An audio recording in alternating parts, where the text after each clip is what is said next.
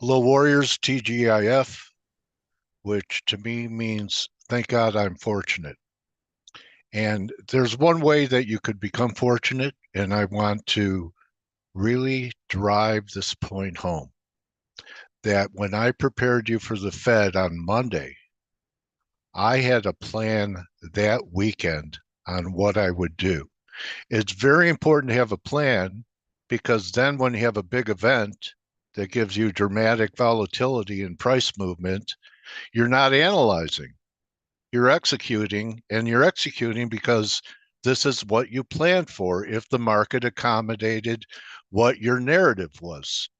So what I would recommend people do is turn this video off now and go back to Monday and listen to it, and it will give you more of a foundation for what I'm going to be talking about today, which is a continuation of what was a forecast on Monday for the Fed, which has now become reality and has manifested that I'm looking for a continuation of. So it started with the pound. And when I came in this week, I talked about that this was a false breakout. We had over 128 that went to 129.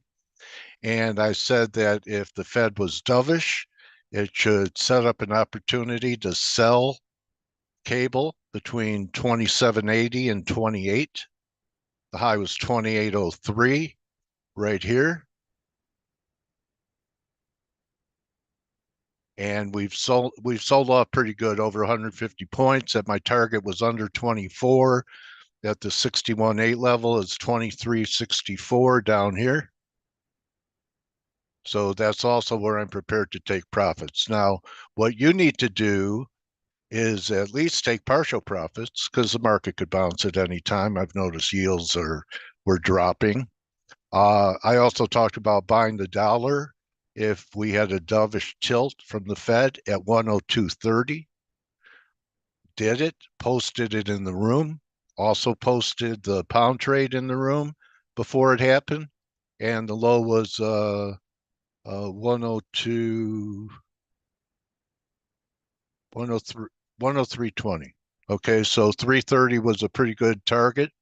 We're coming off a little bit today, but this puts, first of all, over 103.80, which we made money using that number to the downside.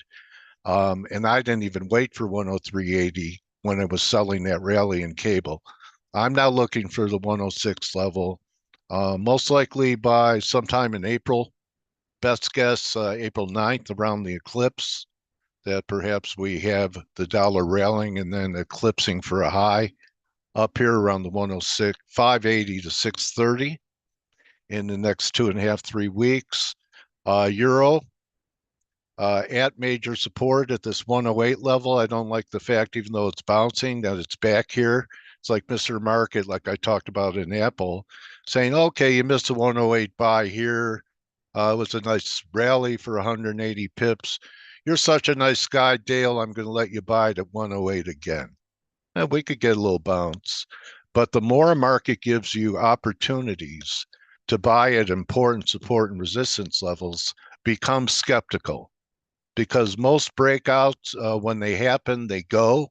Maybe they give you a little, pull back to check prior highs or a breakout, but they don't keep trading around the same area. That weakens the support or resistance area.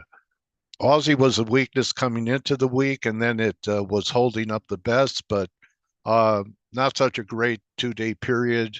We're back under the moving averages. I'm looking for acceleration down to the low 63s over the coming weeks while the dollar heads up towards 106.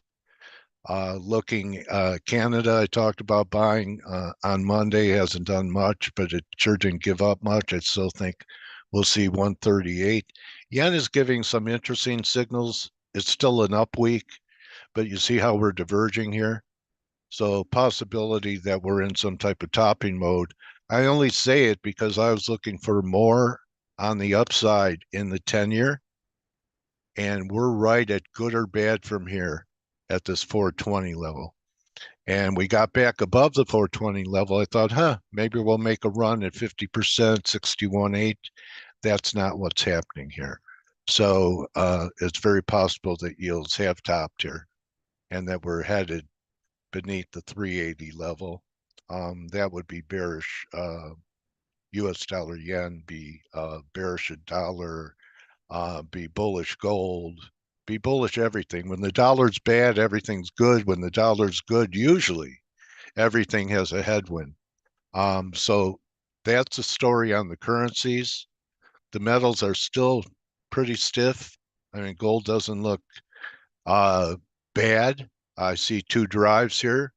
We take out this low. I'm going to be patient, even if we had another drive to new highs up here for a buy down here at the 2070 level to 2090 level. It's still $100 from here.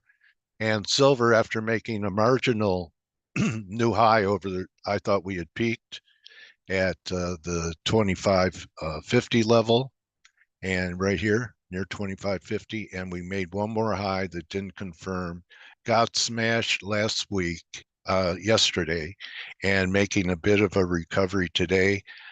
Could still rally from here. I don't think it'll make a new high, and I think we see 2320 first before we see a breakout to the upside.